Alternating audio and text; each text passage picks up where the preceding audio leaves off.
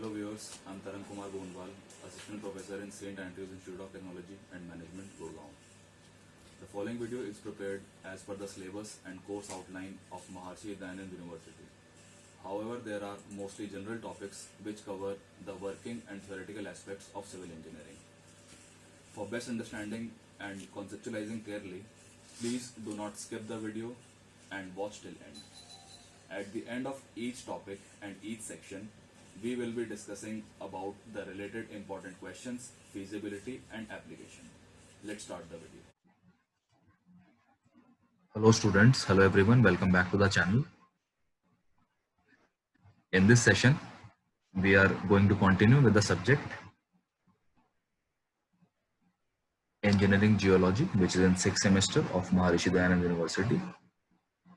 And in the previous session, we discussed about geotechnical investigations used for tunnels. And in this session, we will discuss about geotechnical data and investigations used in bridges, dams and reservoirs. So we'll start with the bridges.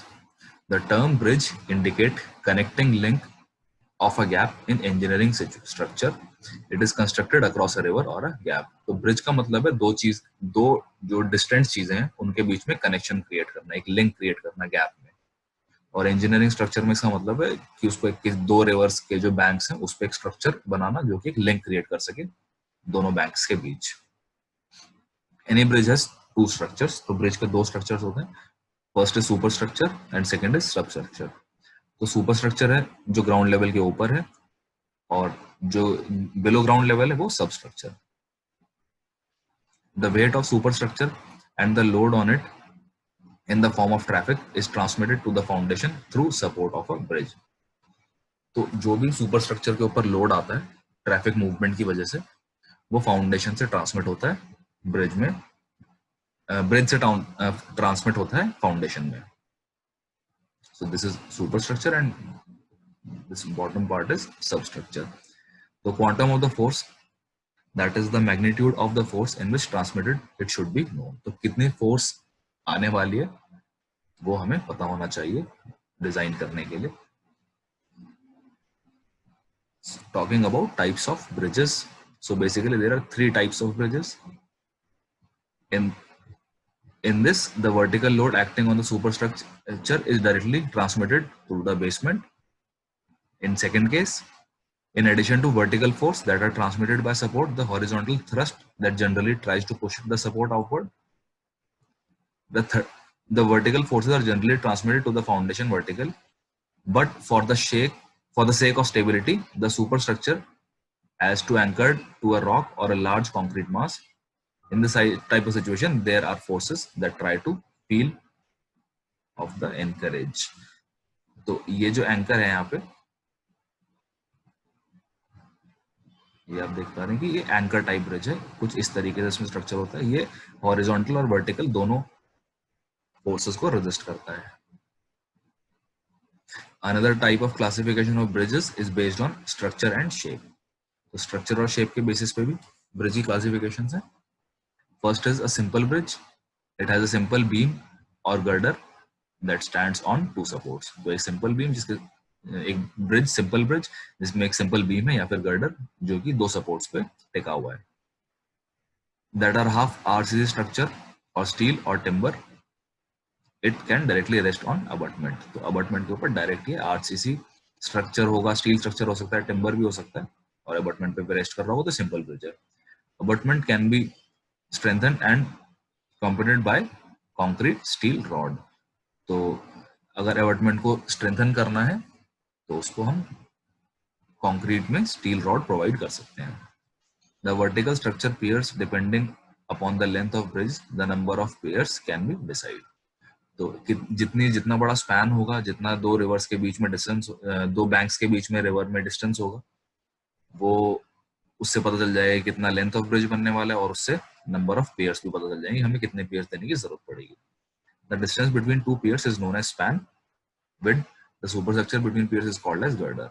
तो जो एक pair से दूसरे pair के बीच में distance होता है वो होता है स्पैन. जैसे ये देख पा रहे हैं, ये अगर ये इंडिविजुअल पेयर्स हैं और ये ब्रिज है, तो ये बीच में जो डिस्टेंस है ये है स्पैन, इसको बोलते हैं स्पैन विड्थ। और ऊपर जो होता है दिस इज गर्डर, जो सुपर स्ट्रक्चर है स्पैन पे जो रखा हुआ है। The multi span bridges number of metal girders may be used and they will be fixed to the abutment or the pier। और मल्टी स्पैन ब्रिजेस में metal girders की यूज किया जाता है, जैसे कि रेलवे ब्रिजेस होते हैं, और उनको फिर अबटमेंट के साथ या पियर के साथ फिक्स किया जाता है। Next is cantilever bridge. In this type of bridge in addition the abutment piers and also contribute in taking care of the weight. तो इस ब्रिज में जो अबटमेंट और पियर्स हैं वो भी वेट बेयर करने में काफी इफेक्टिव रोल प्ले करते हैं directly. The weight of the superstructure is transmitted to the foundation through piers. The additional load on the abutment is negligible. The girders have the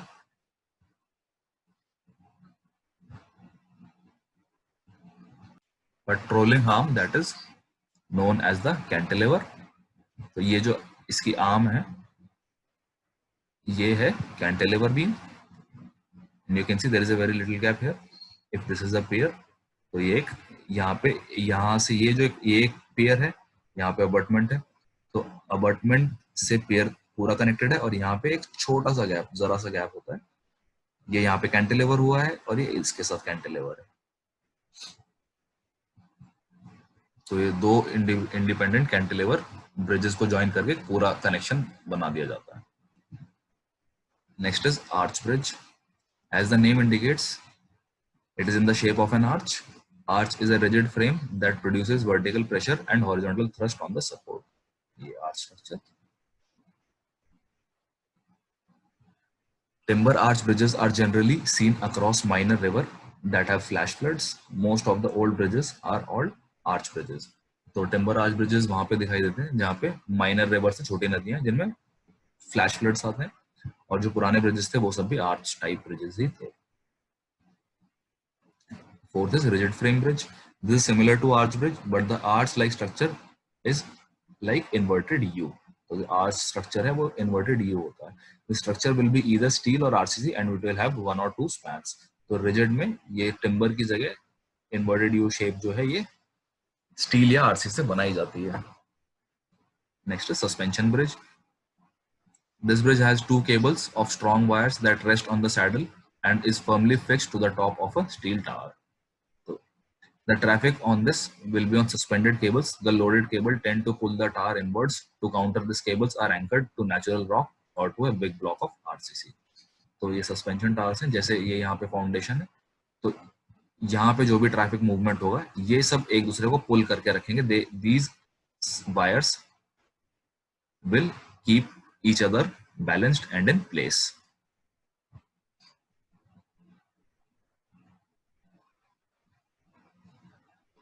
Some common foundation problems in bridges. In designing of the bridge, following points should be given into consideration, especially in respect of foundation. First important point is the inflow of water during flood season. This can be obtained from the previous record by government or organization or private organization. तो जहाँ पे हम bridge बनाने जा रहे हैं वहां पे हमारे पास वाटर का सारा इनफ्लो डेटा होना चाहिए।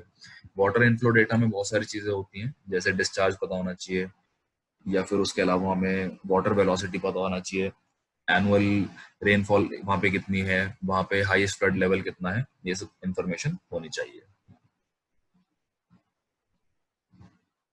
और ये सारी इंफॉर्मेशन हमें या तो कोई गवर्नमेंट ऑर्गेनाइजेशन से, प्राइवेट ऑर्गेनाइजेशन से मिल जाएगी।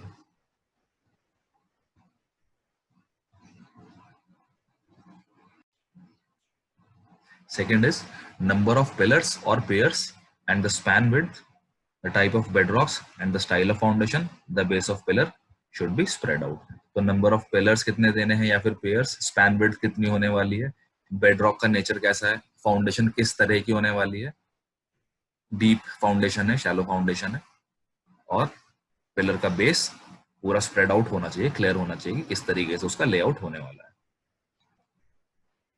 Bridge foundation. The foundation in any engineering structure involves soil nature, irrespective of soil pressure and compressive strength.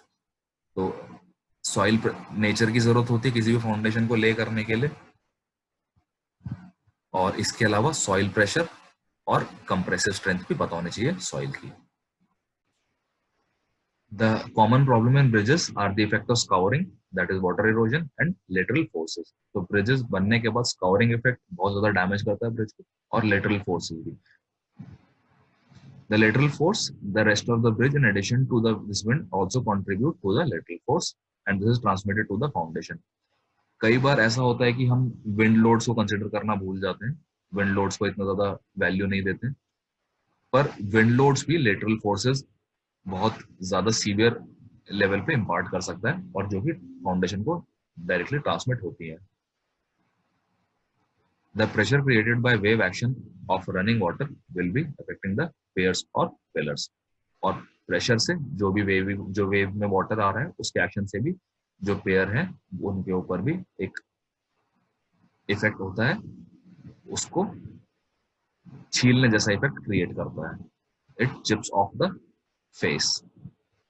If there are vessels, they also contribute wave action and they will be affecting the pairs. और अगर वहाँ पे कोई vessels हैं तो वो भी wave action create करते हैं और pairs को affect करते हैं. This type of force will be taken care of in designing the modern style of bridges. और इस चीज को हमें डिजाइन करते हुए भी कंसिडर जरूर करना चाहिए.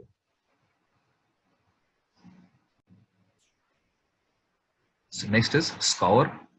This can be a permanent feature and if it is not taken care of, it may affect piers and the foundation. तो ये permanent damage देता है और इसका ध्यान रखना जरूरी है. ना ध्यान दिया जाए तो piers और foundations को बहुत ज्यादा डैमेज कर देता है. There are no clear method to prevent scouring. In general, big blocks, either of rock or RCC, will be dumped all around the pillar to prevent scouring. तो अभी तक कोई जनरल कोई तरीका नहीं है, कोई स्टैंडर्डाइज्ड, जिससे हम स्कोरिंग इफेक्ट को रिड्यूस कर सके. पर ऐसे में क्या करते हैं कि ऐसे कंक्रीट स्लरी या फिर बड़े बड़े बोल्डर्स को आसपास पेयर के डाल देते हैं ताकि स्कोरिंग इफेक्ट्स कम हो जाए. Abutment foundation. There is some amount of similarity in geotechnical investigation for building and abutment of a bridge. तो building और abutment bridge के लिए कुछ similarities हैं geotechnical investigation के मद्देनजर से. In the case of bridge, to prevent scouring effect, abutments are strengthened and either by RCC or by stone structures. Pier foundations are the main structure of the bridge. These are affected by lateral forces and scour effect. The bearing capacity of these should be calculated properly. Water piers should have deeper foundations and must be designed for safety from erosion during high water period. तो ये हम discuss कर चुके हैं कि हर effect को consider करते हुए डिजाइन करना है. जो वाटर पियर्स हैं, जो पानी में पियर्स खड़े रहते हैं, उनको फाउंडेशन उनके लिए नेसेसरीली डीपर होनी चाहिए और उनको स्काउरिंग और इरोजन इफेक्ट से सेफ होने के लिए डिजाइन करा जाना चाहिए.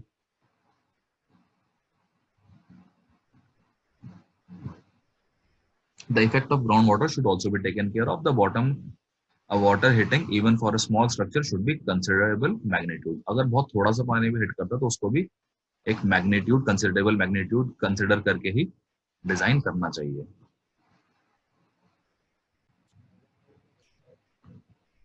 So geotechnical investigation for a bridge. First thing that we require is preliminary data. Complete geological information should be collected. In addition to the normal geotechnical investigation, the location of hard rock that is suitable for construction should also be mentioned. तो अगर geotechnical investigation कर देते हैं वो एक अच्छा factor है, पर उसके अलावा जहां पे उस एरिया में, उस लोकेलिटी में हार्ड रॉक अवेलेबल है, हार्ड रॉक स्ट्रेटा अवेलेबल है, वो भी मेंशन होना चाहिए ताकि अगर रिक्वायर्ड हो, अगर पॉसिबल हो, तो मेथोडोलॉजी या फिर वर्क प्रोफाइल को शिफ्ट किया जा सके. Direct measurement of water waves should be done. It means complete information on minor river and streams that contribute water to the major river should also be studied. तो अगर कोई reverse हैं जिसमें कुछ ट्रिब्यूटरीज ऐड हो रही हैं, जैसा कि आप देख पा रहे हैं, अगर यहाँ पे ब्रिज है और यहाँ से बहुत सारे रिवर्स आ रही हैं, तो ये इन सब रिवर्स का डेटा हमारे पास होना चाहिए ताकि कभी भी फ्लो बढ़े या गड़े तो हमारे पास उसके लिए डिजाइन ऑलरेडी इनकॉर्पोरेटेड होना चाहिए, चाहे वो रिवर कितनी भी माइनर हो, कितनी भी मेजर हो. The local farmers and aged people in the village should be contacted because they are best people to give first hand information of the water region. तो कुछ एक्सपीरियंस लोग, लोकल विलेजर्स, और उसके अलावा वहाँ के कुछ ऑफिसर्स जो भी लोकल स्टडी करते हैं कैनाल्स की, उन रिवर्स की, उनसे हैंडी इंफॉर्मेशन मिल जाती है, उनसे जरूर ऐसे में कांटेक्ट करना चाहिए. Environmental studies. In this study, the socio-economic conditions of the people living on the banks of the entire stream length should be considered. तो ये भी कंसिडर करना जरूरी है कि उस रिवर के आसपास जितने लोग रह रहे हैं उनको इस कंस्ट्रक्शन, इस डेवलपमेंट से किस तरीके से अफेक्ट हो रहा है. The hydrographic studies that involve the basin streams, variation in water level, etc. should be studied. तो हाइड्रोग्राफिक स्टडीज जिसमें बेसिन स्ट्रीम के बारे में बताया जाए वो भी पढ़ना जरूरी है, वो भी कंसिडर करना जरूरी है. Mineral wealth if there in any need it should be studied in detail. अगर वहां पे कोई मिनरल अवेलेबल है एक्सकैवेशन के दौरान तो उसको भी डिटेल में जानना जरूरी है. Estimation of discharge. Stream beds debris carried by the river is called discharge.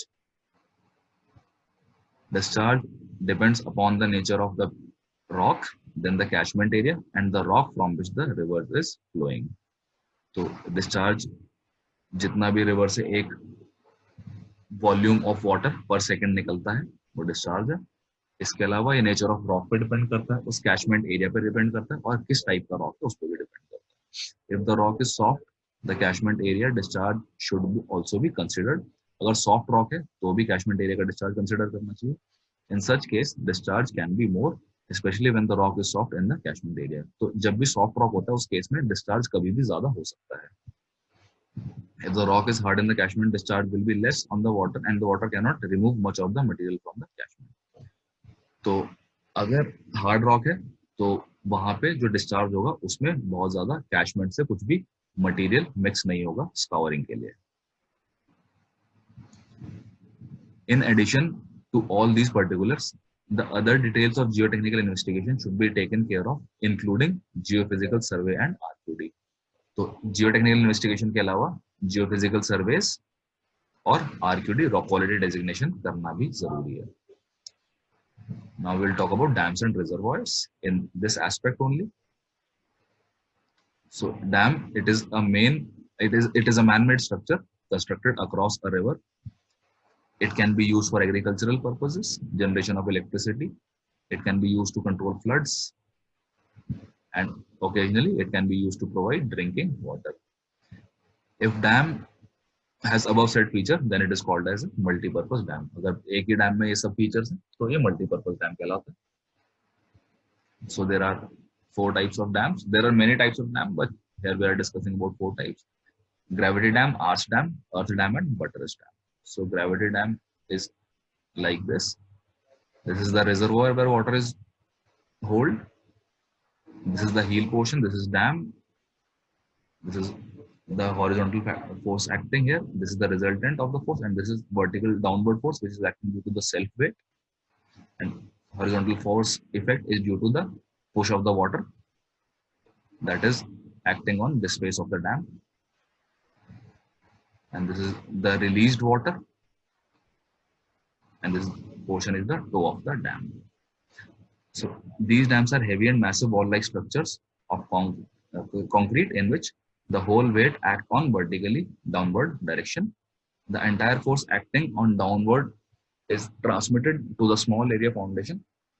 Therefore, a dam of this nature has to be selected only in such places where very competent and stable rock occurs in the foundation. तो जो gravity dam है, जैसे कि नाम से पता चल रहा है, ये ग्रेविटी से ही स्टेबल रहता है.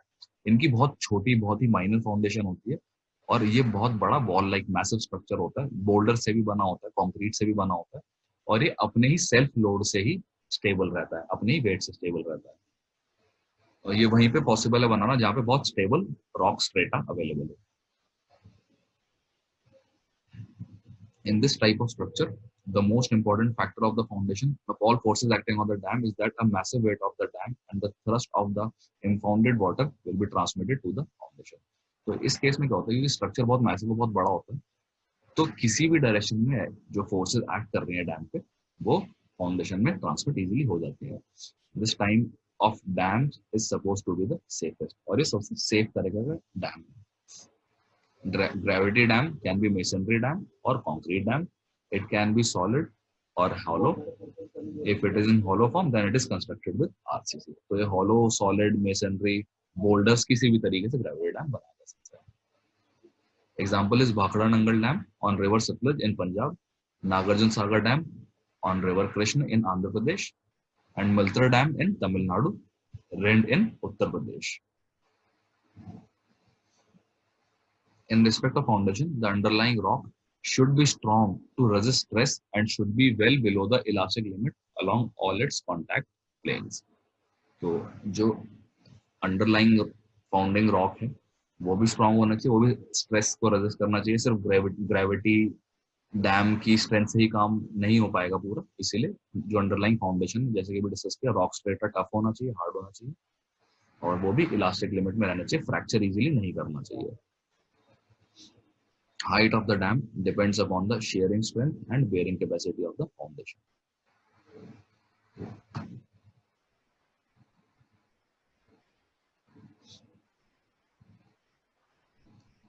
Next is arch dam. As the name indicates, it is in arch shape and is always a solid concrete structure. A force acting on dam will be by the shape of the dam, that is an arch, and they will be transmitted to the abutment. Hence, abutment is the main problem causing source. तो यहाँ पे जैसे ये upstream reservoir है और ये downstream reservoir है, यहाँ से लेके यहाँ तक ये पोर्शन होल्ड करने के लिए वाटर, और ये वाला डाउनस्ट्रीम होल्ड करने के लिए यहाँ से डाउन फ्लो होता जाता है. तो यहाँ पे अबटमेंट्स ऐसे एक आर्च को होल्ड करके रखते हैं. तो ये यहाँ से इस तरीके से कुछ दिख रहा है, ये इसका अपस्ट्रीम रिजर्वॉयर है, ये डाउनस्ट्रीम रिजर्वॉयर है, और सेक्शन से ये कुछ इस तरीके से दिखता है. Rocks in the abutment should be solid and unbroken. Arch dams are best suited in a narrow valley, and these have thin wall compared to the gravity dam. इसकी gravity dam के comparison में पतली wall होती है, और ये जहाँ पे valleys काफी narrow होती है वहाँ के लिए best होता है. Arch dam can be of two types.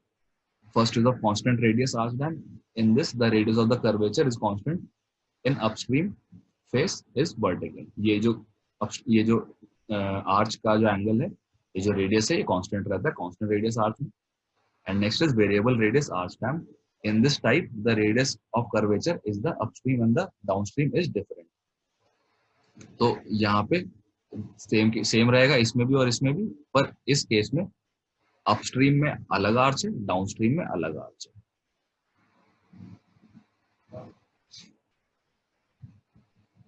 In most of the arch dams,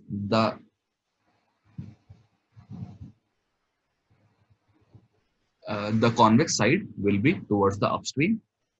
So, upstream की side. Idki Dam in Kerala is the best example of arch dam. Occasionally, in wide valleys, multiple arch dams can be constructed, but the rocks in the abutment should be immovable. यहाँ पे भी जो abutment में जो rocks हैं, वो move नहीं करने चाहिए, वो भी स्टेबल होने चाहिए. Next is earth dam, also known as embankment dam or composite dam.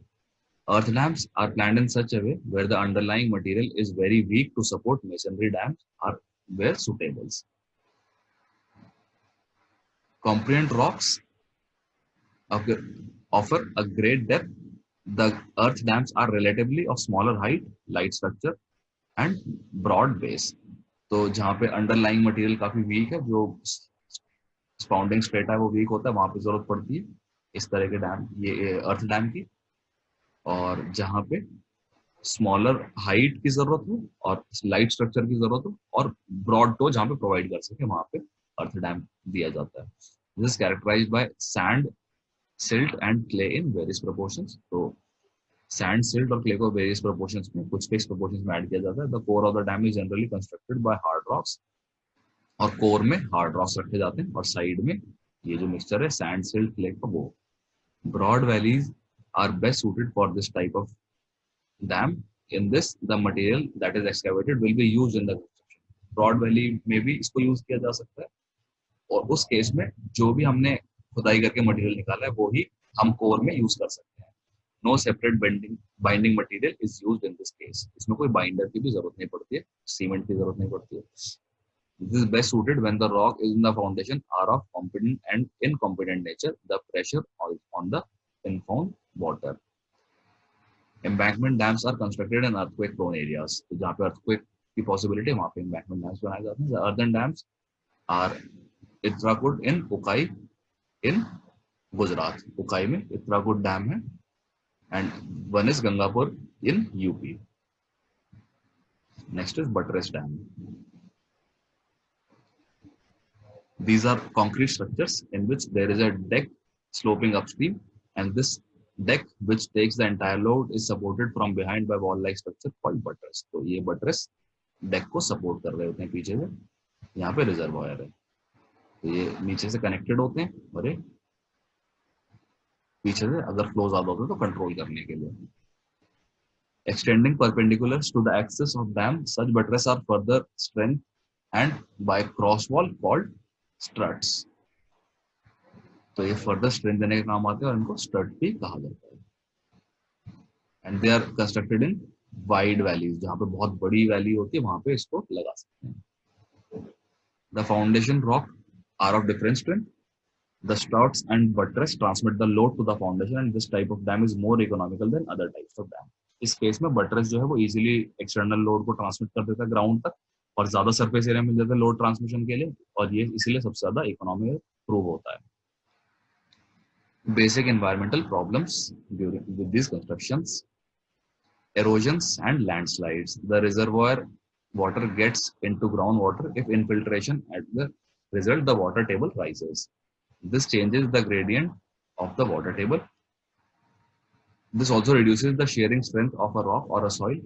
Further fluctuations of the water table changes water table that cause landslides from the bank. तो water table change होने की वजह से अगर high lying water table है तो उस case में उसके चेंज की वजह से लैंडस्लाइड भी हो जाती है और इरोजन वाटर रन जो सरफेस रन ऑफ वाटर होता है उसकी वजह से इरोजन होता है. उसको कंसिडर करना जरूरी है क्योंकि ये सॉइल लॉस और साथ ही फाउंडेशन में स्काउरिंग इफेक्ट दोनों क्रिएट करते हैं.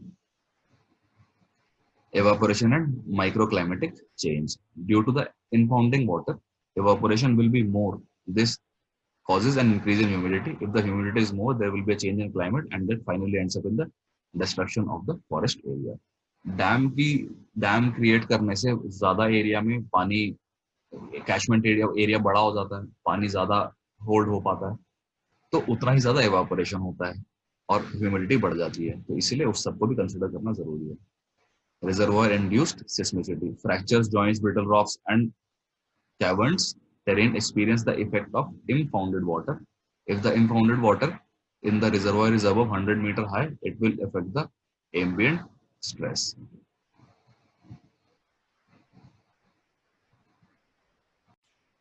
तो अगर रिजर्वायर में वाटर बहुत ज्यादा ओवरफ्लो कर रहा है, बहुत ज्यादा आ रहा है और 100 मीटर से ज्यादा उसकी हाइट आ रही है, तो वो अर्थ में फ्रैक्चर्स, जॉइंट्स, ब्रिटल रॉक्स को भी अफेक्ट कर सकता है, सब कुछ कॉज भी कर सकता है. This is mainly due to the reservoir water entering into the fracture. और जब ये इस वजह से होता है कि जो रिजर्वायर का वाटर है वो वेट ज्यादा होने की वजह से ज्यादा मूव कर पाता है और फ्रैक्चर्स में इजीली मूव इन कर जाता है. This disturbs the equilibrium as a result earthquake और माइनर मैग्नीट्यूड. तो इस वजह से माइनर मैग्नीट्यूड का अर्थक्वेक होने के चांसेस भी होते हैं. Example is Koyna dam earthquake in Maharashtra. Then there is downstream erosion. The water when released from the reservoir, when the inflow is more than the outflow, the stream bed gets affected in downstream, especially if it is made up of less resistant rock. This creates a new cycle of erosion. तो ऐसे में क्या होता है कि अगर जब downstream हम पानी छोड़ते हैं, अगर ज्यादा पानी होल्ड कैपेसिटी से ज्यादा पानी हो जाता है तो उस केस में डैम से पानी छोड़ा जाता है. डाउनस्ट्रीम बेड को वो इतनी ज्यादा फोर्स आता है कि इरोड कर देता है और अगर एक बार इरोजन चालू हो जाता है then this becomes a cycle. Then there is upstream sedimentation as well. In the reservoir, silt sediment of the river gets accumulated because of excess inflow of river. Due to this siltation and the life of the reservoir comes down. और siltation क्योंकि reservoir में ज्यादा होता है तो इस वजह से उसकी लाइफ कम हो जाती है. or minerals submergence. In certain cases, there may be some economic minerals in the reservoir area. If it is not properly explored, and if such an area is occupied by reservoir water, the mineral wealth will be lost forever. तो ऐसा भी है कि कई बार उस area में reservoir create करने से पहले, डैम बनाने से पहले, उस एरिया के जो इकोनॉमिक जो मिनरल वैल्यू है वो भी कंसिडर कर लेनी जरूरी है, क्योंकि कई केसेस में ऐसा होता है कि रिजर्वायर क्रिएट हो जाता है और मिनरल्स उस बहुत सारे पानी के नीचे दब जाते हैं, तो उनकी वैल्यू वेस्ट हो जाती है. Further, the area should be checked for the toxic minerals, and this may cause health hazard due to agriculture and also by drinking the water if the water is used from the for the domestic consumption. और minerals, economic minerals के अलावा ये भी check कर लेना चाहिए कि वहां पर कोई हजार्डस और टॉक्सिक मटेरियल्स तो नहीं है, क्योंकि वो भी फिर नुकसान देंगे यूजेज के लिए. Mitigations. The main and most important measure in the construction of small scale dam for individual purposes like irrigation, power generation, flood control and drinking. The construction small scale dam will cost less and can be completed yearly for the maintenance easily. तो इसलिए जो सबसे important role है dams के, वो तो इंसान के लिए पावर जनरेशन है, इरिगेशन है, इसके अलावा फ्लड कंट्रोल है और ड्रिंकिंग है. तो अगर स्मॉल स्केल पे डैम्स बनाए जाए स्मॉल साइज के, तो उनका मेंटेनेंस भी इजी होगा और उनको कंप्लीट भी इजीली किया जा सकता है. एनवायरमेंटल प्रॉब्लम भी ऐसे से कम होंगी, क्योंकि डैम और रिजर्वायर का साइज कम होगा, नेचुरल फ्लो में रिवर हमेशा रहेगी. In India these are known as small scale dams, और इंडिया में इनको स्मॉल स्केल डैम्स कहा जाता है और इनकी जरूरत भी है. तो आज के लिए इतना ही. Will meet in the next session now. तब तक सब लोग स्वस्थ रहिए, ख्याल रखिए. Thank you. I hope you guys could understand and correlate the topics taught in today's session. If there is any query or subject matter issue, feel free to mail me at the given email ID. Live discussion sessions could also be used for discussion of doubts.